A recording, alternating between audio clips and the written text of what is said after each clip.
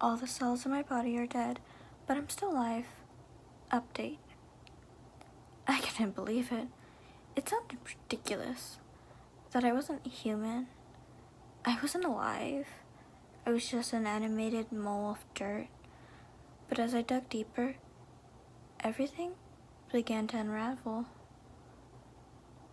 The autopsy said I died a year ago. I whispered, staring at the article. I don't get it. My leave was only a few weeks. You never took a leave. I whisked around. What? I whisked around. What? I looked you up. You transferred here 6 months ago. Before that, you were in the University of Dubois, Melina said, her expression grim. What? I don't remember.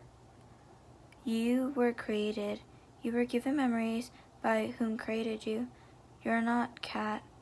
Her soul wasn't transferred into you, the golem. You were created anew, and whoever made you gave you your memories. So, I can't trust myself. Everything I remember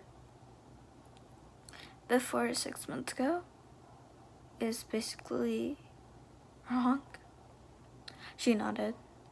As she scrolled through the forgotten message boards and site of Jewish folktale, I shifted through my memories, trying to hang on to anything I could, but the deeper I went, the worse things got. I knew I had a mom and dad, but when I tried to picture them in my head, really to analyze their faces, I couldn't. I knew stuff about school. I remembered looking in the microscope at 9th grade, but as I replayed the memory in my head, I realized it wasn't my hands turning the knob on the microscope.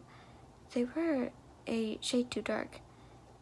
When I went on Google, the real Cat Benderson, I found her Facebook page, scrolled through the photos of friends and family and events, but they were all completely foreign to me. I had no memory of them. It was just blank. Melina and I stayed up all night trying to find answers.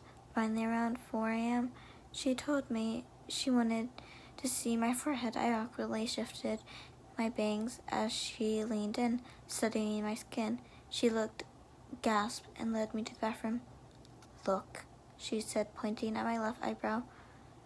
There, right above my eyebrow, was a tiny little tattoo in white ink, almost invisible against my pale skin. It read some strange symbols. It's Hebrew for truth, Melina said, her voice regaining some of the frantic, excited energy she had in the lab. Golems have it inscribed on their foreheads according to folklore, but if someone removes the final letter, then it turns into the Hebrew word for death, and then the golem is deactivated. I stared at the tiny inscription, my heart plummeting. So you mean, if someone removes it, I'll die? She nodded. But nobody else knows about the inscription, I said, regarding my bangs. I said, rearranging my bangs over my forehead. No one except your creator. Yeah, but my creator wants me alive. That's why they made me. They want you alive until you're not useful anymore. My heart plummeted. That's what that's supposed to mean. We don't know who created you. It could be your parents or a friend, but it could be someone else too. She sucked in a breath. Who have you been in contact for the past 6 months? I mean, just people here. People who didn't know me before. Some professors, some schoolmates. No one in Durwal from high school? No. And now that I was seeing it all in perspective, I realized how strange it was. In 6 months, I never called my parents once, never made a Facebook or a social media account, never texted my high school friend. All these details, all these things that should have been jotted to a normal person had coasted right over me. What if they followed you here? Melina said, pacing again, her bare feet thumping against the carpet. I mean, it wouldn't make sense to just make a golem of you and then disappear. They would have followed you here. I swallowed, hiding in plain sight. Melina thought it would be safest for me to leave. I could be on a plane to California tomorrow, leaving whoever created me behind. It would be easiest to assure a new identity, considering I was technically already dead. But I hesitated. I didn't want to leave the only person who known and shown me kindness for 6 months while being alive. Melina. And I liked it here. I liked the classes, I liked the people. It seemed unfair that I was the one that had to leave. But my hesitation almost got me killed. I bought the plane's ticket in advance a week before it even happened. Until then, I tried to live it up, tried to keep my life on campus as normal as possible, to bury the knowledge that I was an imitation, a fake, as deep inside as me as I possibly could. I walked back home from a dinner when I ran into Tyler. Why didn't I think of him?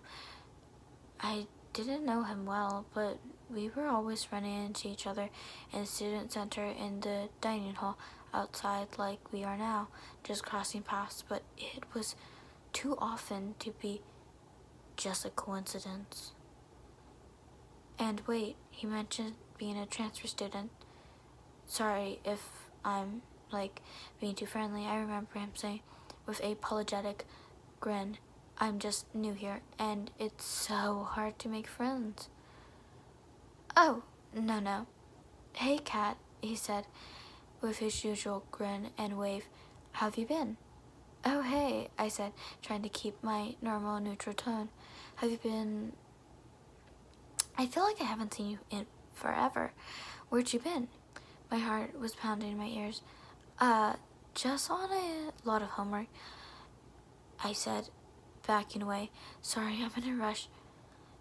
Can we catch up later? Sure. But, hey, can I ask you something real quick? I quickened my pace, away from him, but he jogged to keep up, to meet me. I was just wondering if you want to grab dinner tomorrow night?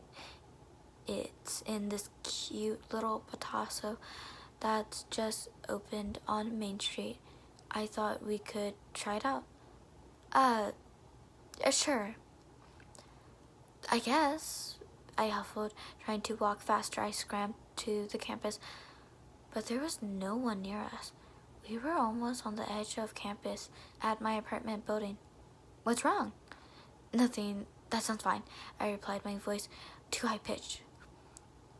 You don't want to go with me? He said, and suddenly his voice was like ice. I glanced at him, and he was staring back at me, just staring. As he walked with me, I broke into a run.